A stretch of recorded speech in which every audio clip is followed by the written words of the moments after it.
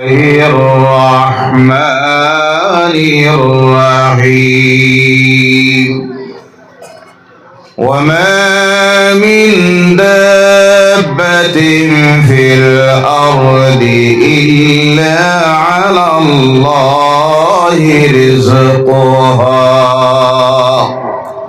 صدق الله العظيم. وقال الله تعالى مخبرا وآمرا إن الله وملائكته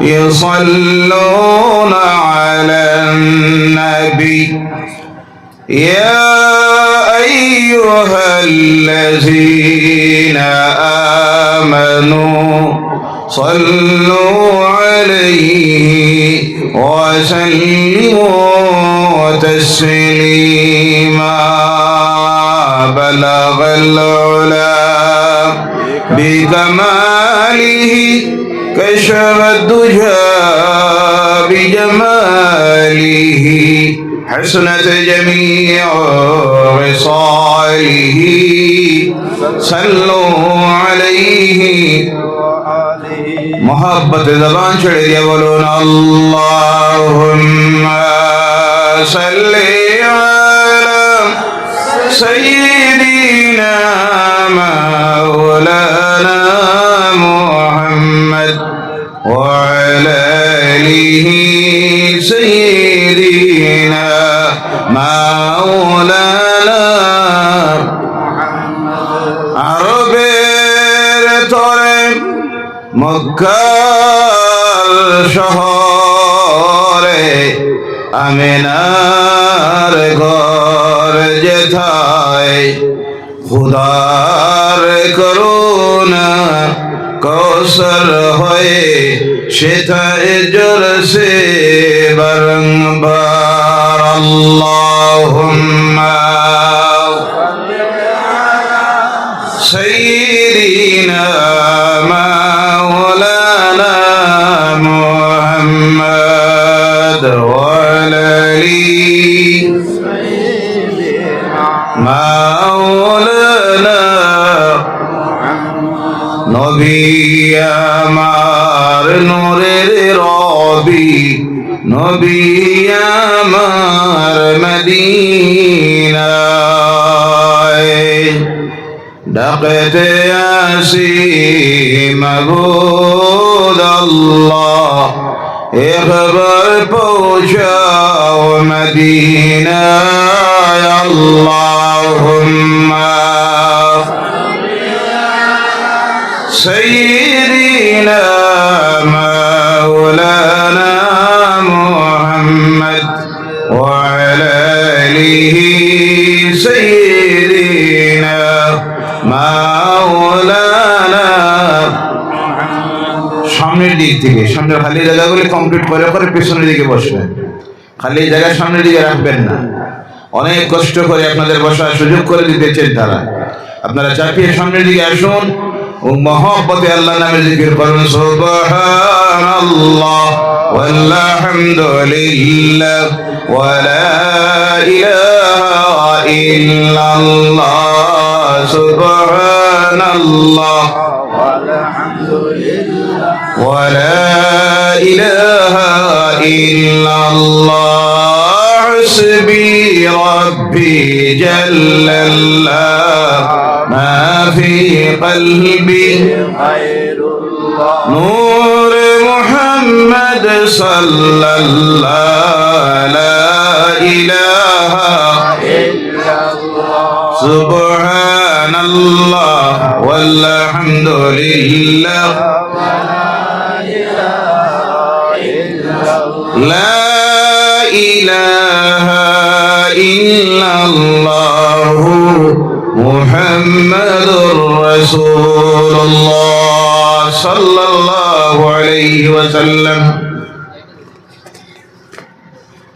চেপটি মুজফর হবির চৌমাতা জামি মসজিদের দ্বিতীয়তম বাৎসরিক ওয়াজ মাহফিলের সম্মানিত সভাপতি হযরত মাওলানা জামাল উদ্দিন সাহেব, তার সঙ্গে মঞ্চে উপবিষ্ট সম্মানিত উলামায়ে কেরাম, মুরব্বিয়ানে ইসলাম, তাছাড়া আজকের এই মাহফিলের সম্মানিত অতিথি বিশিষ্ট আলিমুদ্দিন, আন্তর্জাতিক খ্যাতিসম্পন্ন বক্তা হযরত মাওলানা মুস্তাকিম আহমদ সাহেব, এছাড়াও আজকের এই মাহফিলের মুখ্য অতিথি হযরত মাওলানা ইমদাদুল হক সাহেব, এছাড়াও সম্মানিত আমন্ত্রিত উলামায়ে কেরাম, তার সঙ্গে মঞ্চের ডানে বামে উপস্থিত সম্মানিত মুরব্বিয়ানে কেরাম, বিভিন্ন শ্রেণীর সমাজসেবীরা, রাজনীতিবিদেরা, সমাজসেবকেরা, সামনের দিকে উপস্থিত সম্মানিত মুরব্বিয়ানে ইসলাম, বিশেষ করে প্রাণপ্রিয় যুবক ভাইয়েরা, পর্দার আড়ালের সম্মানিতা মা ও বোনেরা, সর্বপ্রথমে মহান স্রষ্টা আল্লাহ সুবহানাহু ওয়া তাআলা লাখ কোটি শুকরিয়া আদায় করি যে আল্লাহ পাক রব্বুল ইজ্জত আজকের এই মুবারক রজবের মাসে আল্লাহর কালাম কোরআনুল কারীমের আলোচনার এই মুবারক মাহফিলে আমাদেরকে আসার এবং বসার, কিছু বলার এবং শোনার জন্য যে আল্লাহ পাক আমাদেরকে সিলেকশন দিয়েছেন, তৎসঙ্গে এই এলাকার যুবকরা, মুরব্বীরা অনেক কষ্ট করে যে বিরাট আয়োজন করতে পেরেছেন, যে আল্লাহ পাক তাদেরকে এই তৌফিক দিয়েছেন।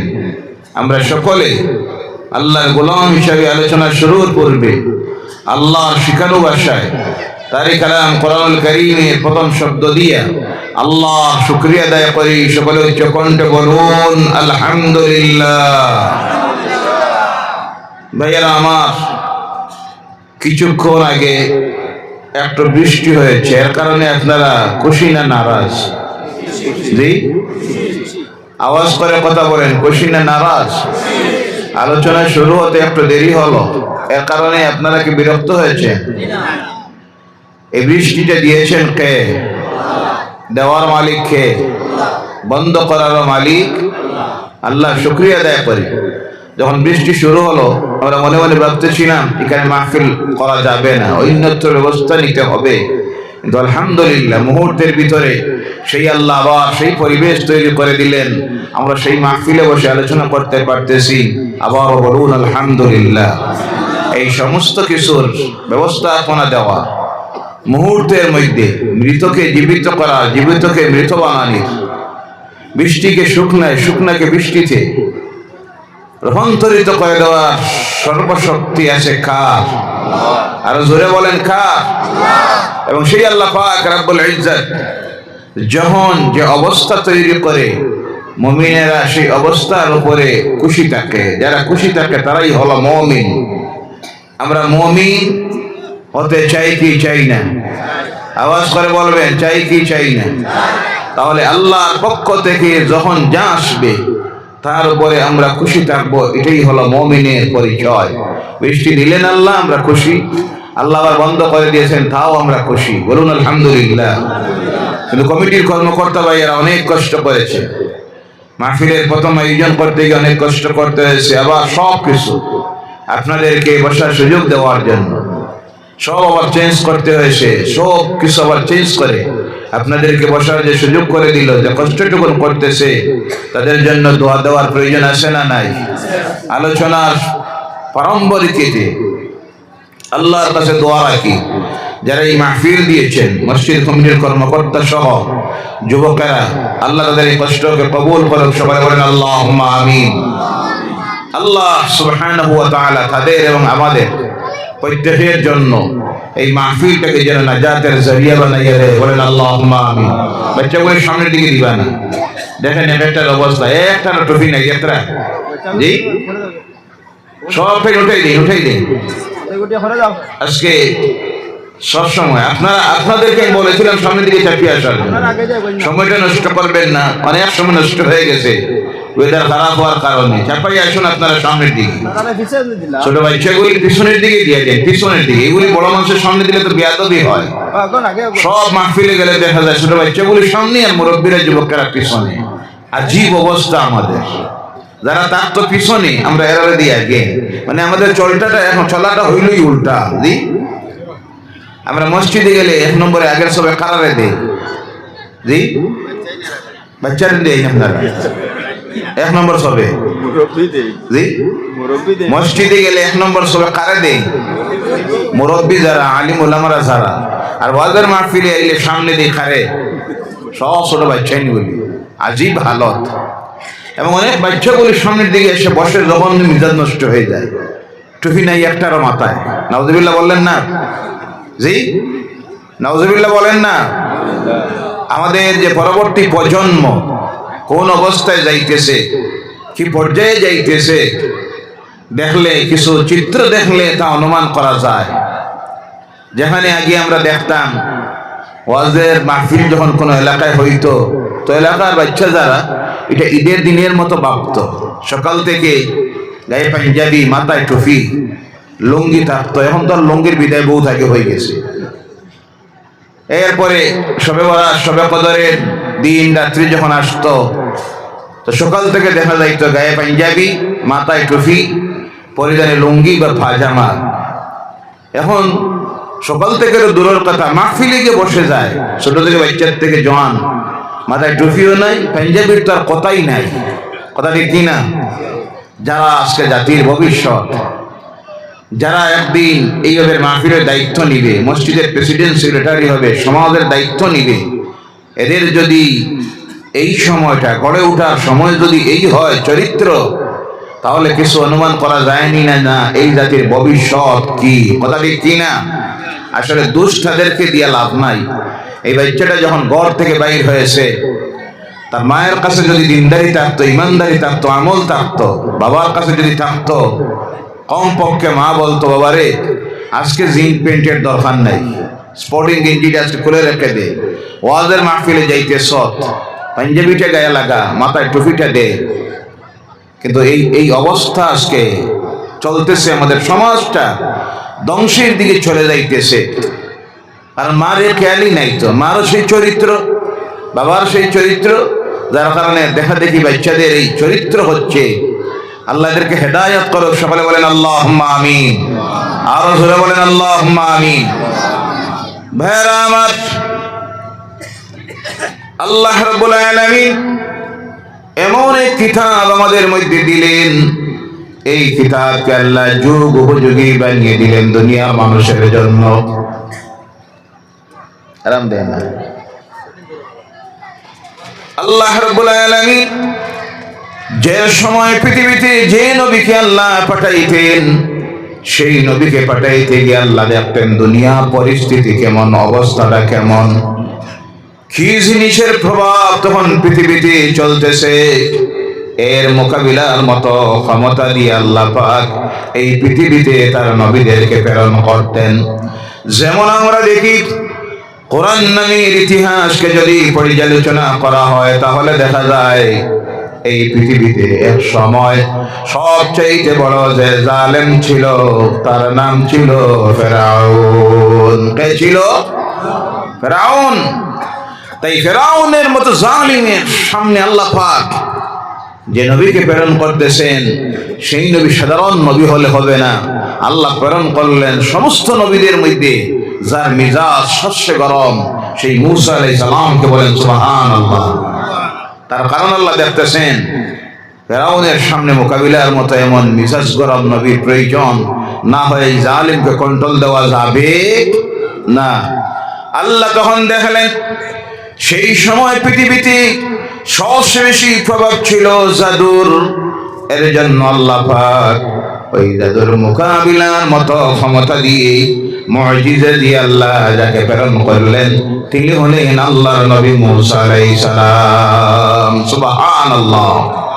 আল্লাহ মূসার হাতে তুলে দিলেন একটা লাঠি। কি তুলে দিলেন?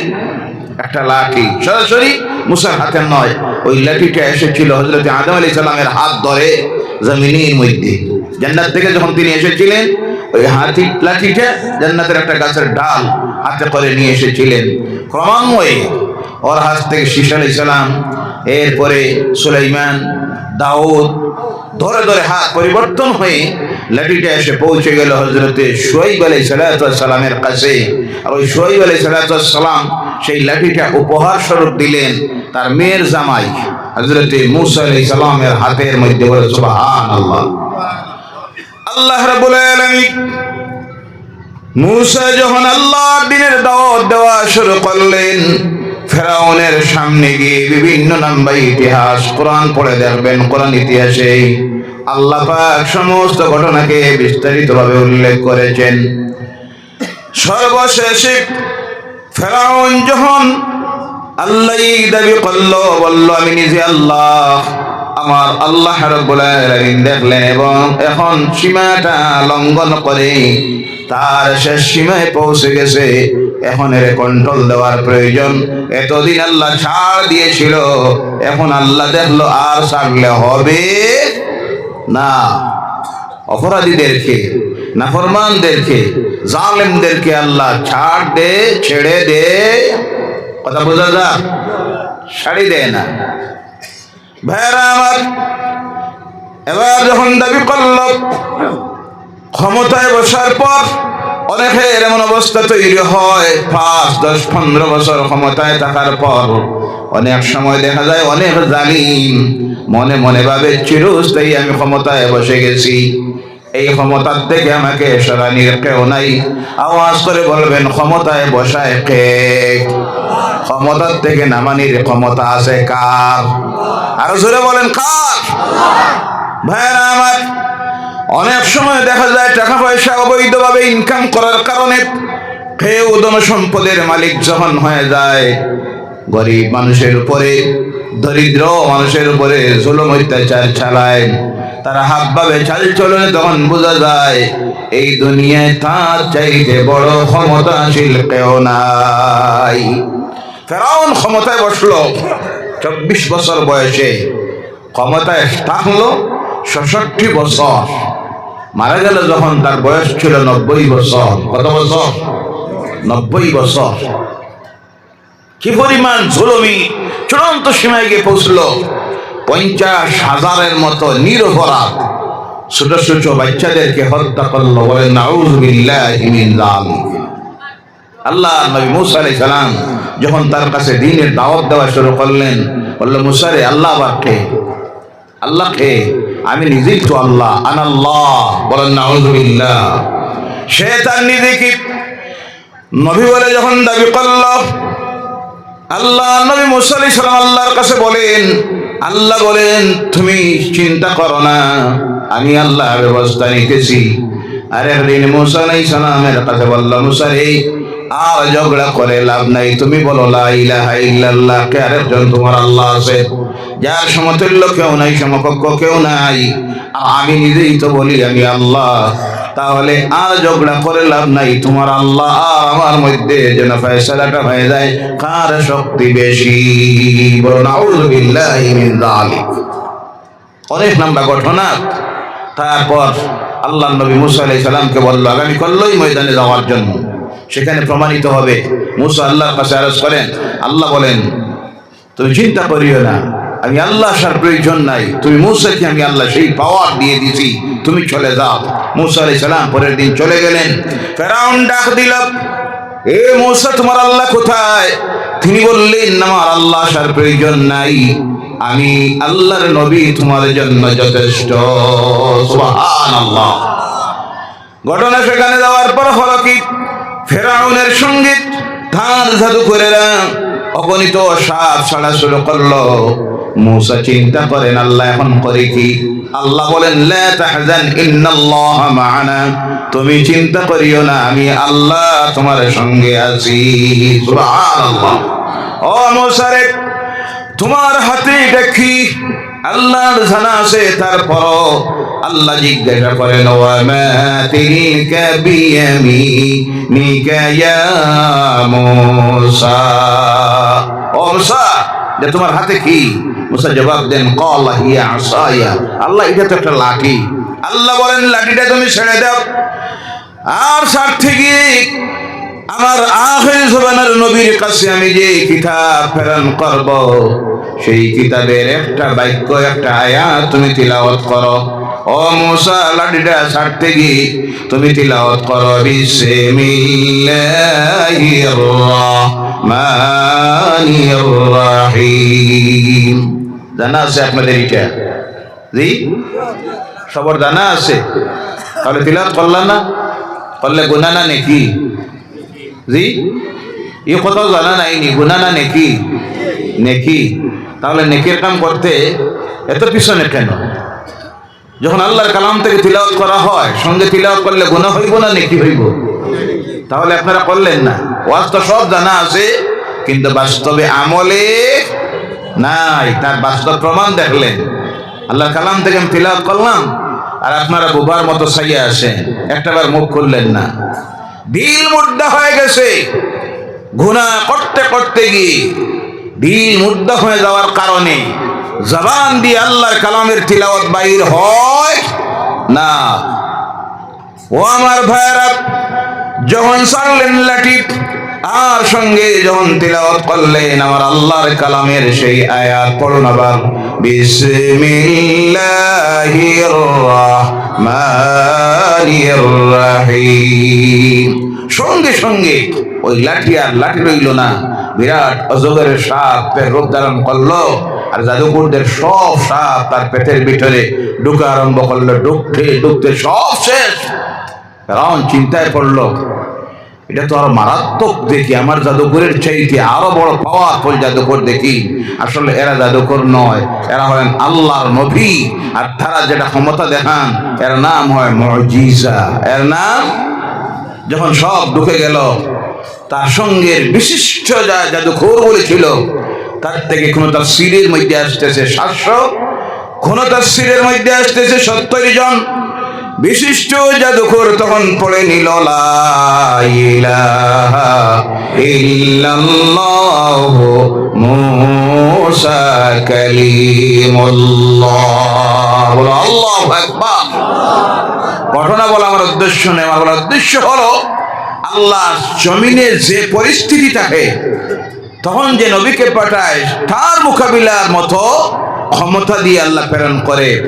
সর্বশেষ নবী, আখির জামানার নবী, আপনার আমার নবীকে আল্লাহ পাক যখন প্রেরণ করতেছেন, আল্লাহ খুব ভালো বুঝলেন পৃথিবীতে এমন একটা সময় আসবে, যেই সময় এই পৃথিবীর মানুষ পরিচালিত হবে বিজ্ঞানের জ্ঞান, বিজ্ঞানের মাধ্যমে।